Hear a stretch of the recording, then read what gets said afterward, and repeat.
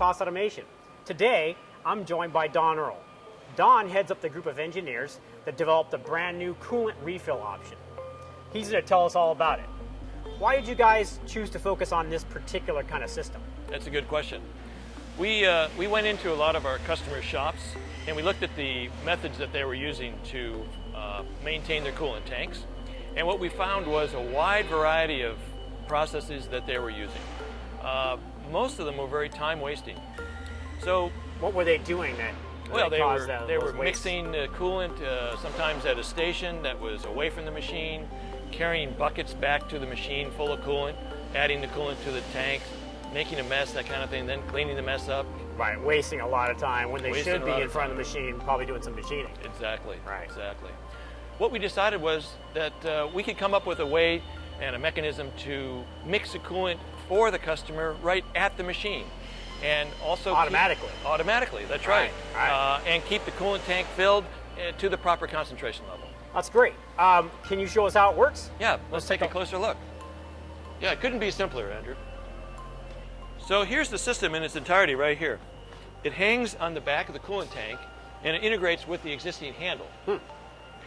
The system is comprised of basically three components. You have your coolant concentrate tank, the mixing valves that are just below, and then on the back there's a port which you connect your water supply to. Now, the water supply can be either city water or it can be your RO water if your plant has RO water facility. You know, the one that you were bucketing the coolant from prior to buying this option. Exactly. So how does the unit actually mix the water and the concentrate together? The mixing occurs in the mixing valve pack assembly. There's a Venturi valve that we developed especially for this option, and it does a really good job of blending the coolant concentrate with the supply water and then dispensing it into the tank. And so it's nice and uniform, not going to separate, all that kind of thing? Right, that was a major focus of our effort to make sure that we got a very good mix so that doesn't happen. That's great, that's really good to know.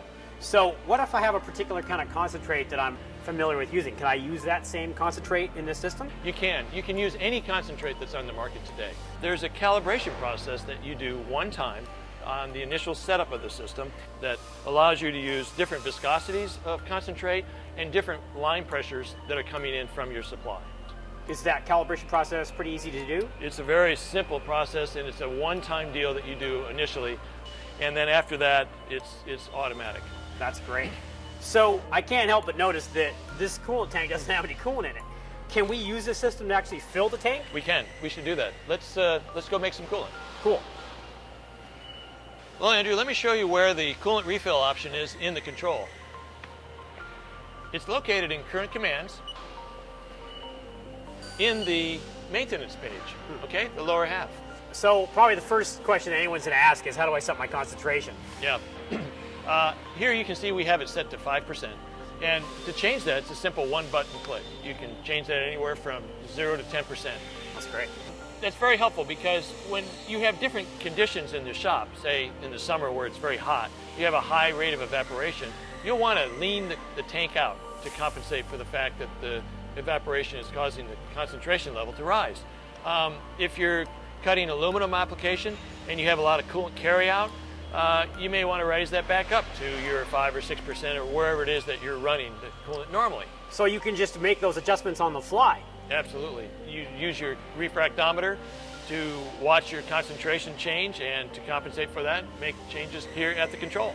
So you've shown me how the whole front panel works. Can we make some coolant? We can. So how do I do that? Well, it's very simple in this case. Since our tank is empty, what we're going to do is we're going to hit F3, and F3 will dispense 5 gallons of coolant at a time into the tank. That's great. Let's check it out. Here we go. Yeah, we're making coolant. I hear it working. That's right. There it goes, filling the tank automatically. That's awesome. Yep, perfect. So I do have one concern. Is there any way that I can accidentally overfill the tank? What we did was the control looks at the level float sensor in the coolant tank. And when the level of the coolant in the tank reaches 80% level, we shut that system off. So it prevents an overfill situation. That's great. I'm not going to end up with a big puddle of coolant on my floor. Yeah, exactly. That's fantastic. So really all I need to do is check my concentration periodically with my refractometer, make sure I've got my values fine-tuned at the control, and the system automatically does everything else on its own. That's right, Andrew. You know, it's a real productivity enhancement tool for the shop. It keeps the operator at the front of the machine making chips and making money instead of the back of the machine making a mess. That's fantastic. That's real Haas value right there. Thanks a lot, Don. You're welcome.